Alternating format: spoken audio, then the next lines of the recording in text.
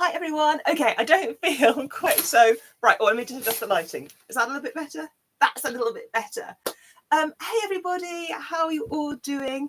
It's quite unusual doing one of these at the weekend, but I thought I'd hop on and see how everybody is. So the last week has been really nice. I've had some time at work and some time actually on leave. And it's been that classic academic thing of trying to go on leave, but then actually a few jobs have happened which have needed to be dealt with kind of there and then. So I deliberately didn't have Monday on leave because I was speaking at a summer school. And I don't know how many of you are involved in summer schools. Maybe you're giving lectures at summer schools, maybe you're going to summer schools. This was a really nice one. It was held at a university quite close to my university, so it was an easy kind of drive to get over for it. The students were really engaged. They were PhD students.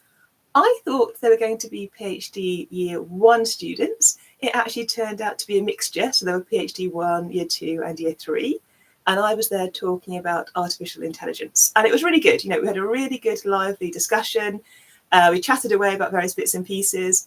And then after I gave my talk on artificial intelligence, which actually really is a talk on machine learning. If you talk to lots of people in the community, that term AI and machine learning, ML, often kind of get used quite interchangeably. And really kind of machine learning as a subset, if you like, or a type of AI. But anyway, I spoke about that. And then after I chatted on that, we had a quick cup of tea. And then I spoke about making your research funny, which is actually something quite interesting. So a few years ago, I started doing stand-up and I sort of fell into it. So my university were looking for researchers to talk about their kind of science and their subject, but in a humorous, fun tone as a comedy night. And I'd not done it before. I remember working quite hard on that first set. We had a little bit of training, how to use a microphone in particular, because quite often when you do stand-up comedy gigs, it's an old school microphone. So I'm used at conferences to often having a wireless mic or a lapel mic. But when you're doing stand-up, usually it's a physical microphone with like a cord. And so you're kind of connected to the microphone on the stage. So we had some practice of how to use it, how not to trip over, which is quite important. And I remember being really nervous when I gave that first comedy set. I think I was after the interval. It was held in a pub venue, so people were having some alcohol, which I think possibly helped the audience as well loosen up. And I remember my parents, I think, my mum had come to watch that one and walking onto stage and doing that first joke and thinking, is anybody going to laugh? And then the relief when people started laughing. And I don't know if they were laughing at me, with me. I mean, I like to think they were laughing with my jokes. Maybe they were just chuckling at what I was trying to do. I was doing something on, I was mixing up basically kind of carbon dating and a dating app. That was my kind of set. And I really, really enjoyed it. So after that one, I got invited back and I did it again on a separate occasion. And I enjoyed that set too. And I wrote different material for each of those comedy sets. And then the third time I was invited back, it was actually for a fringe festival, not the main Edinburgh one, more of a kind of a local type festival. And that's when we had the local radio, the BBC radio came in to record what we were up to. And that was the first time that I had a set that I didn't think went as well as I'd like a comedy set to go. I was being a bit ambitious and I was trying to do a funny science rap using music through my phone to the Fresh Prince of Bel-Air, if you know that soundtrack. And it was all right. And I think with comedy, you have to keep going. And there were laughs. But when I compared it to my first set and my second set, there weren't as many laughs as I would have liked. I thought, that's okay. Everybody has a set that doesn't work as well. So then after that, I did my first set in London, which was very exciting. And that was my first sort of, oh, we close that down, something's popped up. That was my first sort of paid for gig, if you like. So that adds a different dimension. When people are there and they're there and they've paid to be there, that puts the pressure on to be funny. And I spent quite a bit of time crafting that set. I was actually in a comedy group, and that was the first time I'd had proper critiqued kind of reviewing of my writing. So I wrote my comedy material, and then the most nerve-wracking bit of the process was giving that comedy material to other people and letting them have their kind of views on it. And especially when that comedy material is written on a page, because we don't talk as we write. Usually when we write, there's lots of connecting words, we might do correct grammar, and that doesn't really play sometimes to comedy. Sometimes you have to mix it up, deliberately slur things, miss out words in order to make those jokes land. I know that was really fascinating, getting feedback on my comedy writing, and it definitely improved some of the jokes, enhanced some of the jokes. And so when I went to give that set then in London, I think I was feeling probably the most confident of all the times I've done comedy on that set. And I really enjoyed it. So they were a lovely audience. It was a great evening. And I thought, yeah, this is fun now. I'm enjoying doing this. I enjoy being up here saying the jokes. It's still nerve-wracking, but, it's actually fun at the same time. And then, gosh, a month or so ago, I did my first comedy emceeing. So rather than being a performer in the lineup of the set, I was now the person who was introducing each of the acts. So I had to warm up the audience to get them on side for the acts, then do each of the kind of the intros to each act and try to make the whole kind of narrative of the evening flow. So if somebody said something funny in their first act, I had to link it into the next act, and kind of through. And I really enjoyed that.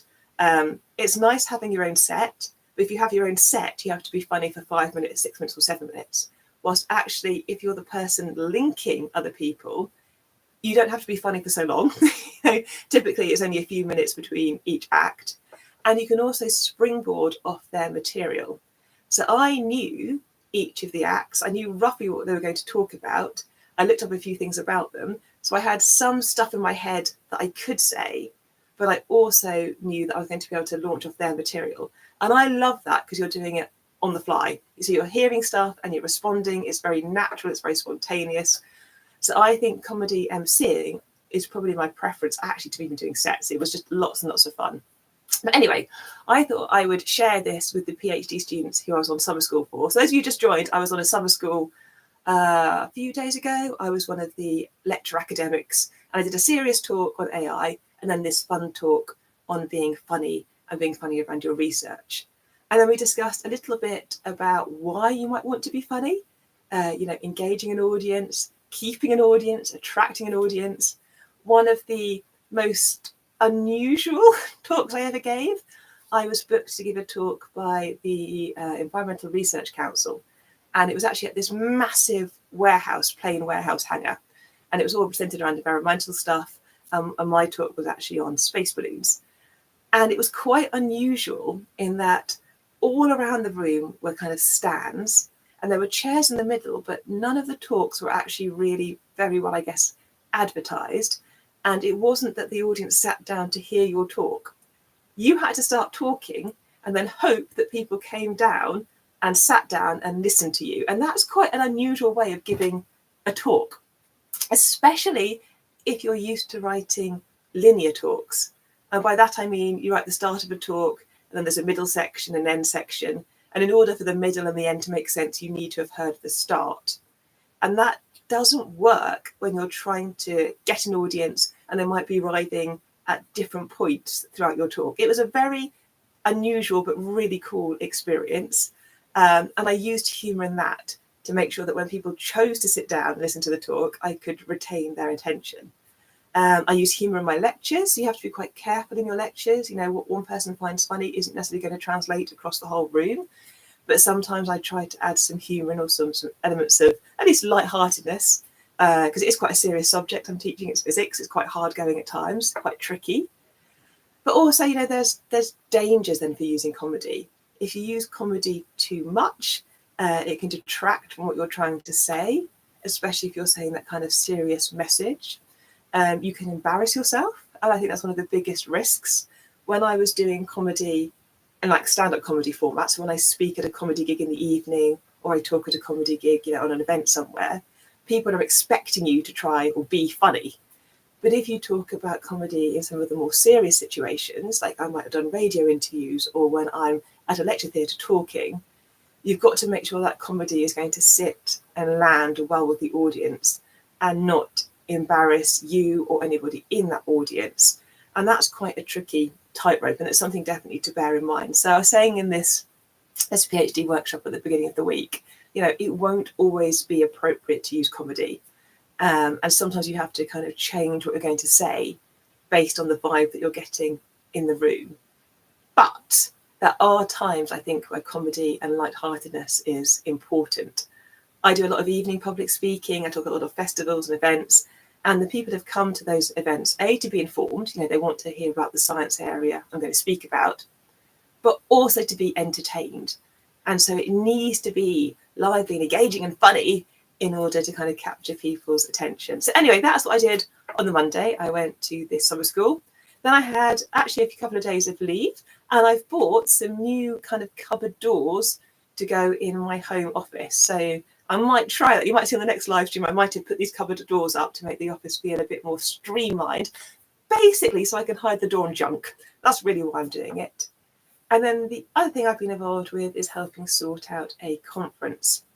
So alongside going to conferences, quite often as academics across the summer, we are session conveners or topic conveners, and we help with the organisation of conferences.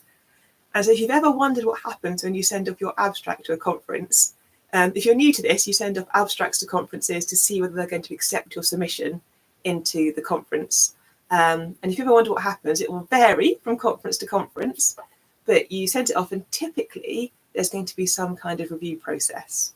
Now that may be done by the conference committee themselves, or quite often they will use reviewers. So they will send those abstracts out to other academic scholars within the community that are relevant and ask for feedback on them, and then use that to help organise the conference and the sessions.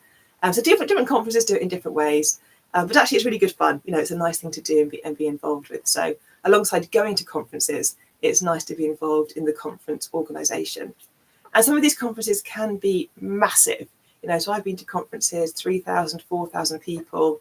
The logistics involved in setting up that conference is not a quick thing. You've got to find a venue. It's got to be near an international airport. There's got to be good food options. It's got to be a venue that can take potentially multiple streams of talks happening simultaneously. There can be a lot of legwork involved in those big conferences. But in the smaller conferences, sometimes it's just as problematic. You've still got to find the venue, the location, the travel, the transport. But also they can be quite fun if you're just starting out doing the smaller conferences and getting involved in organising those. And if you're a student, quite often an easy way to start kind of getting involved with this is if you've got your supervisor or your university is hosting a conference or running a conference, quite often they look for students to help support that event. So you might be there with a roaming microphone, going to see different people in the audience to get their questions. You could be there at registration, helping register people for the event. You could be handing out leaflets or bits and pieces. So that's how I started way back when I was a first year PhD student. I went to my first ever kind of, serious academic conference. And I was there helping support the academics who were running it because I knew them. And I was there with my roaming mic to make sure that people were doing well. Two things I remember from that conference. The first thing was that my hotel room had a nest of bees in it, had a beehive. And I remember having to swap rooms because they couldn't get the beehive under control and the bees to go away. And the second thing I remember we did is myself and the other PhD student, he thought it would be a really good idea to have a microphone that vibrated at the end of your talk time so that the speakers knew they couldn't go over time. He set it so that this microphone would literally vibrate in their hands when they had a minute to go. And we tried this on the first day.